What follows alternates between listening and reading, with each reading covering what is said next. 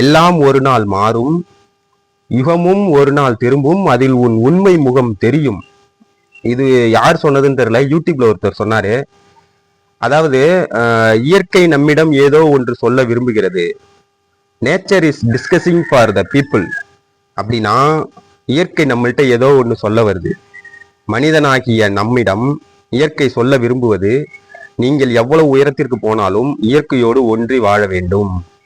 இயற்கையோடு ஒன்றி வாழ விரும்பவில்லை என்றால் அது இயற்கை உங்களை தங்களுடன் அழைத்து செல்லும்.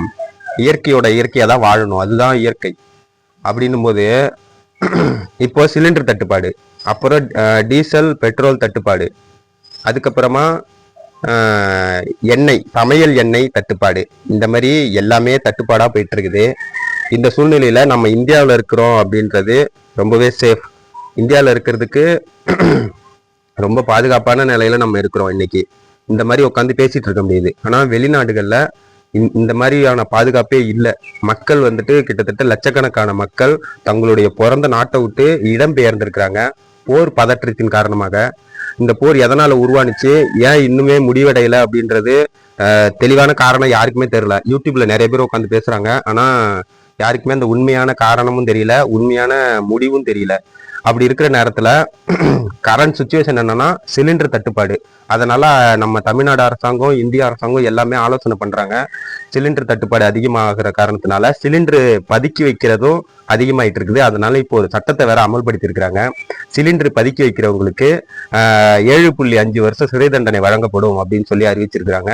அதனால இத பதுக்கி வைக்கிறதுல பெரும்பான்மையான பங்கு வகிக்கிறது யாருன்னா சில ஹோட்டல் உரிமையாளர்கள் இந்த மாதிரி சிலிண்டர் பதுக்கிறது வேலையில ஈடுபட்டிருக்காங்க.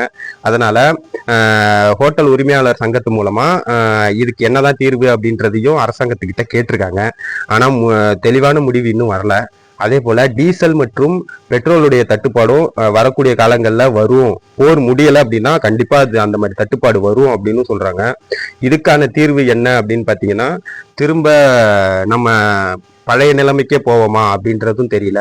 ஏன்னா யுகங்கள் ஒரு நாள் திரும்பும், அதில் உன்னுடைய உண்மை முகம் தெரியும் அப்படிங்கிறாங்கல்ல. இப்போ பெட்ரோல் டீசல் இல்லைன்னா பைக்ல போக முடியாது, பஸ்ல போக முடியாது, திரும்ப நடந்து போகணும், இல்லை சைக்கிள்ல தான் போகணும். அப்புறம் சிலிண்டர் இல்லை அப்படின்னா ஹோட்டல்ல போய் சாப்பிட முடியாது, வீட்லயும் சிலிண்டர் வச்சு சமைக்க முடியாது, திரும்ப விறகடுப்புல சமைச்சு தான் சாப்பிடணும். அப்போ இதுதான் உண்மை நிலை திரும்புன்றதுக்கான அர்த்தமா அதுவும் தெரியல. இதை விட சூழ்நிலை நிலைக்கும் போது என்ன நம்மளுக்கு ஞாபகத்துக்கு வருதுன்னா, இயற்கையை நாம அதிகமா அழிக்க கூடாது. யாரோ 2 நாடு சண்டை போட்டுக்கிறதுக்கு சுத்தி உள்ள நாடு இவ்வளவு பாதிப்பு அடைகிறோம் அப்படின்னா நம்ம வந்துட்டு புரிஞ்சுக்கணும், இயற்கையோட ஒன்றி வாழ பழகணும் அப்படின்னு சொல்லிட்டு தான் நம்ம இன்னைக்கு இந்த வீடியோ பதிவு பண்றோம்.